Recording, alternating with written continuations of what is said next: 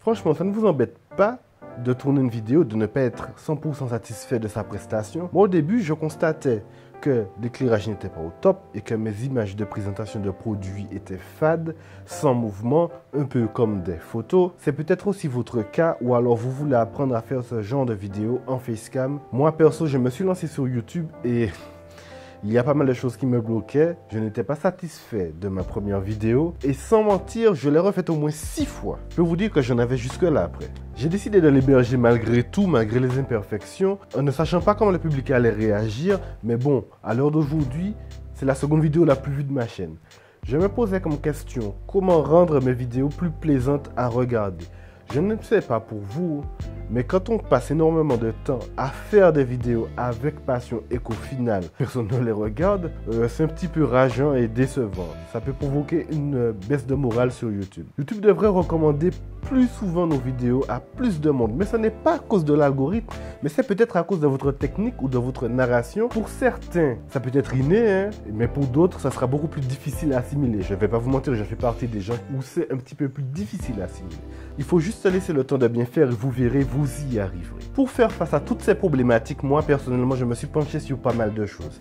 Déjà au tout début, je me suis acheté une ring light pour pouvoir m'éclairer de face, comme le faisaient dans le temps beaucoup de youtubeurs. Avoir le cercle dans les yeux, tant recherché par certains, mais déjà avec les lunettes c'est mort, oublié. Mais en vrai, j'ai vite renoncé à cette option car l'éclairage de face est peu flatteur pour le visage et fait ressortir toutes les petites aspérités de ma peau. Elle m'écrasait le visage et je n'étais pas sûr de pouvoir assumer cette image de moi une fois la vidéo terminée. J'ai longuement réfléchi et après avoir regardé pas mal de conseils sur des vidéos en ligne, j'ai opté pour un éclairage en 3 points beaucoup plus flatteur pour le visage. Elle m'a créé des ombres plus douces et donné une certaine profondeur à mon image en me détachant de l'arrière-plan. Une fois que j'ai essayé ceci, je ne peux plus tourner de vidéos face caméra sans ce système d'éclairage et j'en suis très content. Bref, ce petit éclairage est constitué de 3 lampes, même si 2 auraient été plus que suffisant. J'ai donc installé la Key Light. En général, c'est la plus puissante, c'est elle qui va me fournir l'éclairage principal et dévoiler ma personne aussi beau gosse que je suis.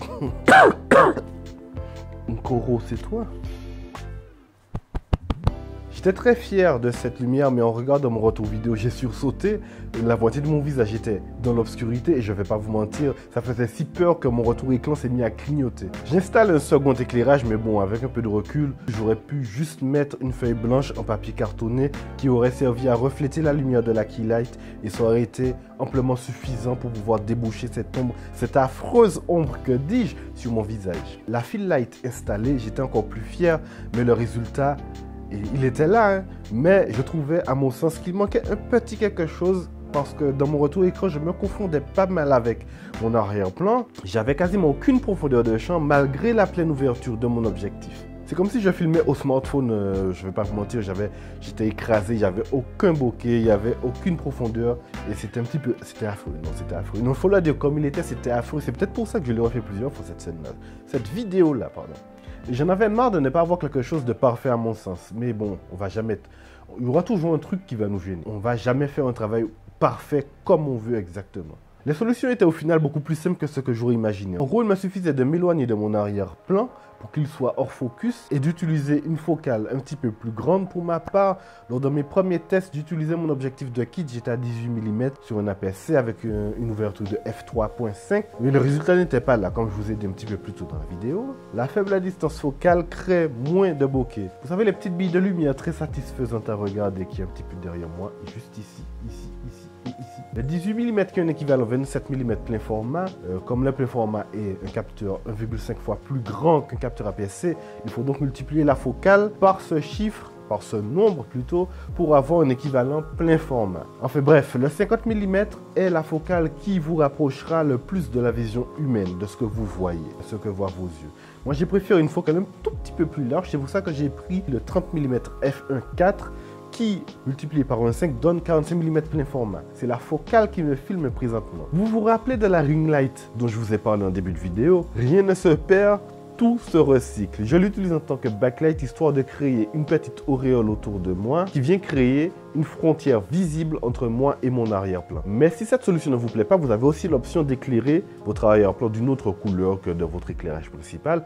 Ça aura le même effet de détachement que nous recherchons tant. Vous pouvez appliquer ceci bien sûr à vous, mais aussi aux petits et gros objets que vous pourriez potentiellement être en train de filmer ou de présenter lors d'une vidéo. Vous pouvez rajouter aussi naturellement du mouvement en tenant une lumière que vous tenez à la main et vous pouvez faire des petits mouvements de gauche-droite pour dynamiser vos packshots. Mais vous pouvez aller encore un peu plus loin sur vos objets car si vous rajoutez du mouvement caméra par exemple, vous pouvez vous débrouiller pour avoir un premier plan et un arrière-plan assez contrasté avec votre objet. Cela vous permettra de créer un petit effet parallaxe que personnellement moi j'adore. Il se peut que vous ayez la technique, mais que malgré ça, vos vidéos ne performent pas tant que ça. Perso, bon, je suis content, mais pour le moment, elles ne font pas beaucoup de vues. J'ai peut-être la solution, enfin, je ne sais pas, on va essayer. C'est ce que j'ai fait dans cette vidéo. J'expérimente en tout cas. On verra bien dans les prochaines semaines et dans les prochains mois comment ça évolue. Mais j'essaie d'instaurer une petite narration dans mes vidéos, comme si je vous racontais une histoire. Bon, on va dire que c'est ce que je suis en train de faire. Donc, je vous raconte l'histoire de ma première vidéo et comment j'ai réussi à me créer un éclairage plutôt efficace. Du coup, je préfère maintenant raconter une histoire au lieu de vous dire point par point les choses qu'il faut faire, les choses à faire, les trucs qui existent, etc. Je préfère tout simplement comme si je vous racontais quelque chose. C'est beaucoup plus facile à écrire dans mon cas. En tout cas, je prends beaucoup de plaisir à l'écrire comme ça par rapport à avant. Je trouvais que c'était comme une petite corvée. C'était chiant à faire. Des fois, j'avais pas envie de le faire. Mais en vrai, je suis un très mauvais improvisateur. Ça se dit ça? Improvisateur? Ça sonne bizarre à mon oreille. Maintenant que vous avez tout ça condensé d'informations, vous êtes peut-être fin prêt pour vous lancer dans vos premières vidéos. Et je vous encourage fortement à le faire. Je ne vous présente pas encore mon matériel car il y a une vidéo qui arrive, donc n'oubliez pas de vous abonner si vous ne voulez pas la rater. Faites-moi part dans la section commentaires si mon contenu vous plaît. Si vous avez d'autres astuces, d'autres méthodes d'éclairage ou alors un positionnement, n'importe quoi, ça me ferait très plaisir de connaître votre avis là-dessus. Allez, c'était Joram. See you next time. Qu'est-ce que je fais là?